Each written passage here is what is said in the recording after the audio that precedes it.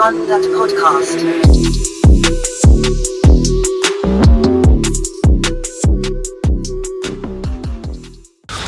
We back. I got a touch on Matrix. I'm sorry. That is the word. I'm going there. You see Keanu Reeves' face in the whole film. In the whole film, he's just like, "Are we shooting? All right, cool." Can we? I gotta go shoot John Wick. The film I actually want to shoot. I don't really want to be here, guys. Can we? How Morpheus not in the film? But the studio forced them to make the film. What? Yeah, you have to understand. What? The film is terrible because the studio forced them to make the film. They've been trying to make another Matrix for years. Right. And the studio forced them to make the film. Bro. Because you're in a contract. Bro, you have to do your job. They literally didn't even use the right cameras. The slow-mos was rubbish. The moves was crap. The soundtrack weren't good.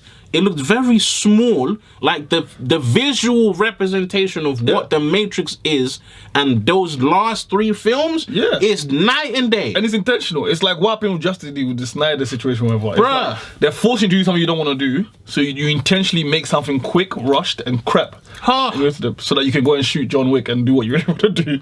Because the studio have your hand tied. And they're saying, it's been so many years. Mm-hmm. You keep saying no, and we're going to exercise our right to take legal action now. You better make this. And then so you say, okay, cool.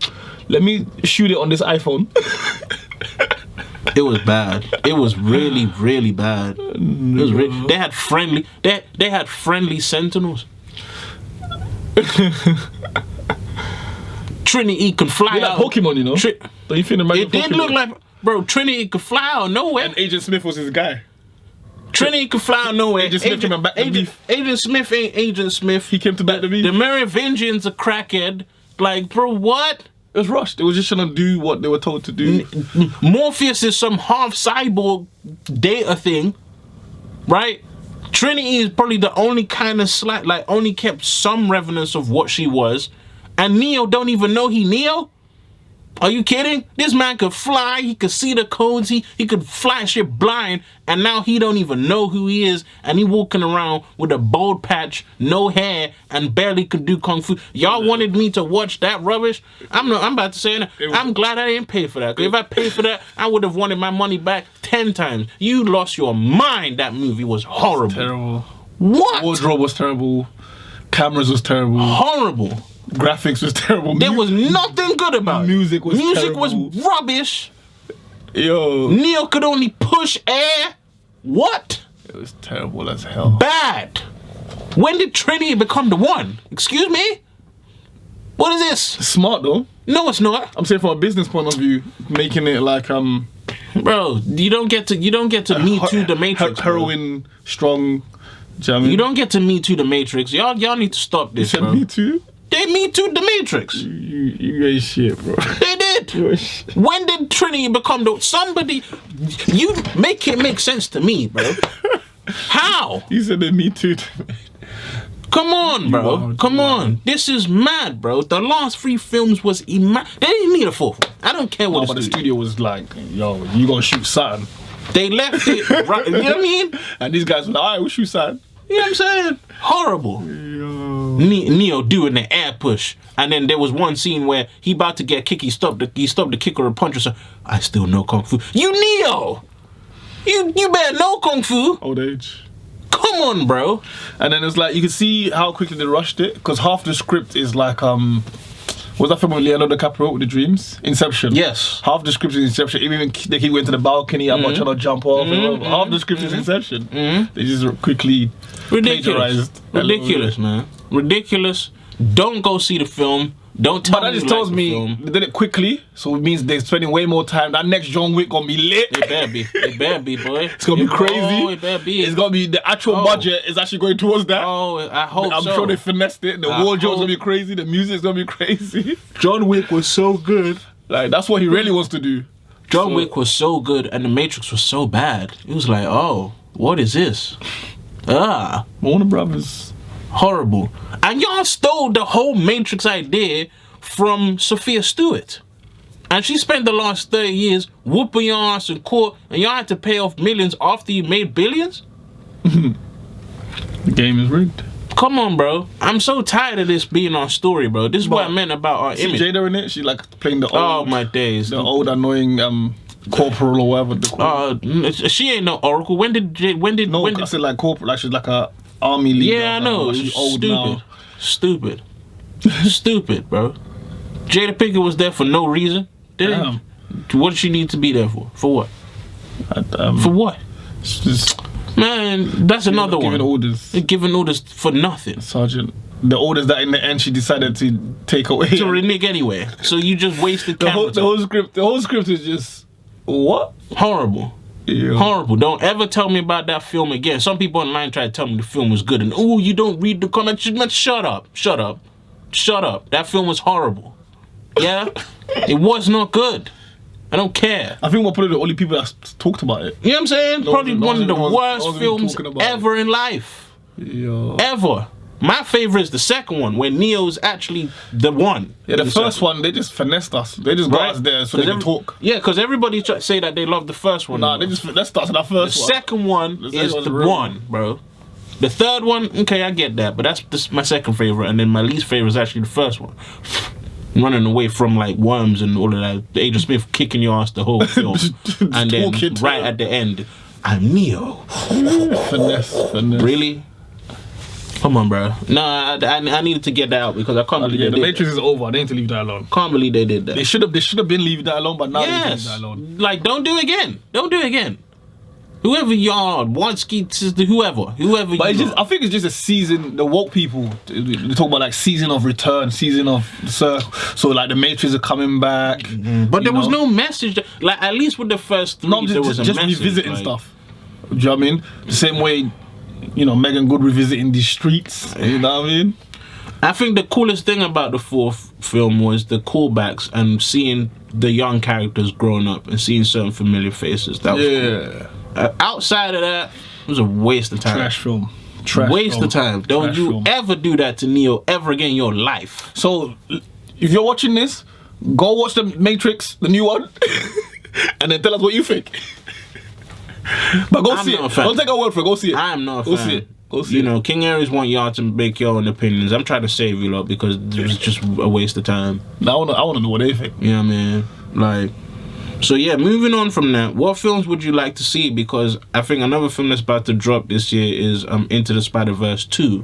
Have you seen the first one? Is that a cartoon? Black Spider-Man. Yeah, the cartoon. Yeah, that was the best Spider-Man I've ever seen.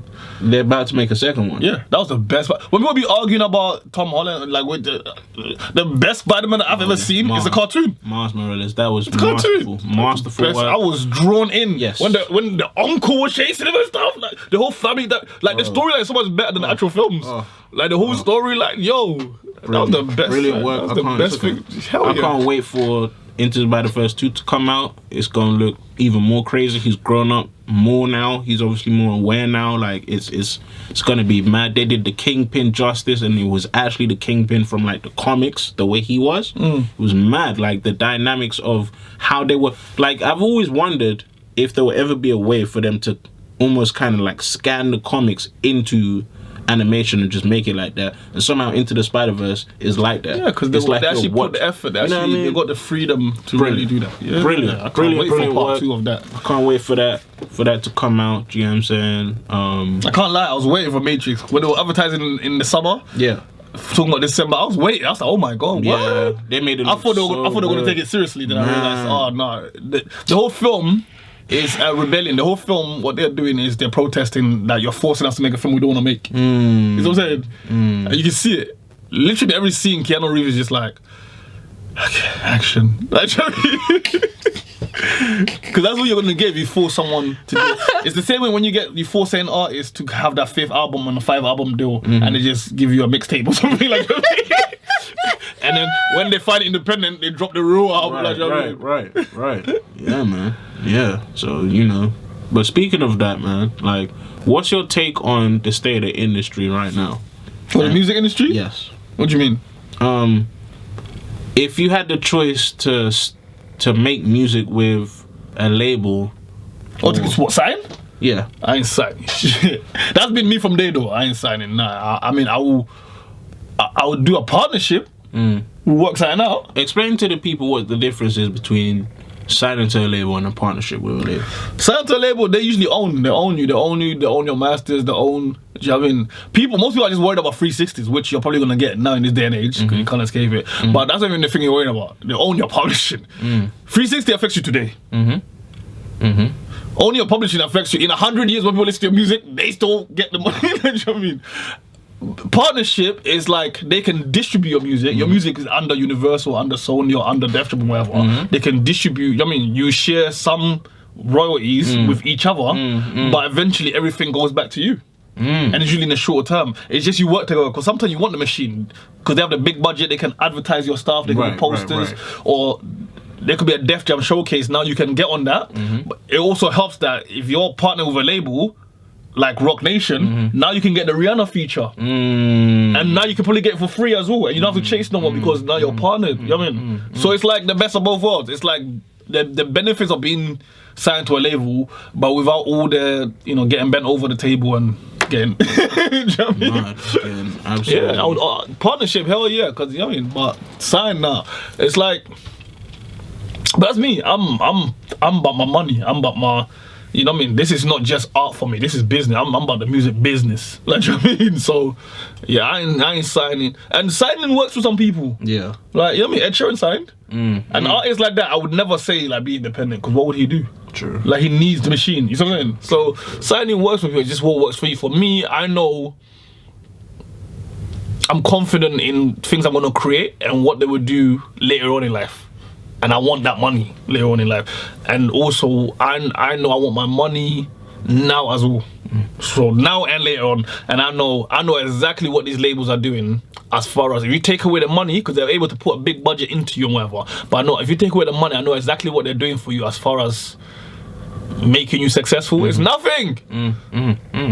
Without you, there's nothing. You know what I'm saying? Yeah. So you giving someone... Like, you know, like most common deals is like 90-10. You realize that, right? And you're the 10. That is crazy. And you are the, like, you're the reason. Do you know what I mean? You're giving someone that's sitting around that can pump money into something for you, but you're giving them all the ownership. Nah. But that's me. That's my take on it. So yeah, I ain't signing nothing. Do you know what I mean? I've seen too many examples of artists that I loved just disappear and then come back years later and talk about I was in a bad deal, and it was just like, wait, what? This whole time? That's another thing. When they sign, they own you. Yeah, I mean, so even so they can actually shelve you. Yeah, like you're saying. So you can't make music until that deal ends. Mad. Like crazy, crazy. I've seen too many examples of it. I think her name was MIA. Paper Planes and that. Yeah, with Weezy and all them. Right. Yeah. And she just disappeared. I don't even know if she still makes music. She had a moment. All I want to do is right? Yeah, she had a moment. She had another track. And like she made a whole album that was ready to come out, and they said, they shoved it. It's too, it's too good. It's too aware. We're not doing that. Wait, what? And there's nothing you can do about that because you signed. Nah, man. So wherever you are, MIA, like, God bless you. I still remember your song. I remember listening to it when I was coming up in college, and it impacted me in a way that I didn't even realize. Like, it was so different, and it's feel good, isn't it? Yeah, it was energetic. Nonsense, and like her song would come on, and it would just make me feel some type of way. Like it would make me think. You know what I mean? Like it would make me think about what I was doing currently, and not a lot of music can make you do that. So. Shout out to her, and shout out to anybody that's actually trying to better us as people through things that we connect with, like films, like music, like, because these are things that are in our everyday. And that's why I love Chadwick so much, rest in peace to him, because he never sold his characters out. He always played either current living icons, past icons, or historical figures that we didn't know about. Yeah, I think I liked all his films. You know? So I liked all his films. Based on that, it was just and like, that's the example that I see when somebody can just have a career integrity. Because he even spoke about it, like, he wanted to meet his favorite people, but he didn't want to meet them in a whack way. You know? And that was powerful. So rest in peace to him. And that's just an example of somebody that, you know, that just had their head screwed on, that just knew their worth as an artist and as an actor. I don't gotta play every role. I don't gotta sign every deal. I don't gotta do everything that you're asking me to do. I do have a choice. Choice. I'm gonna keep saying it throughout this whole episode. Choice, choice, choice, choice, choice. Life itself is a choice. Okay.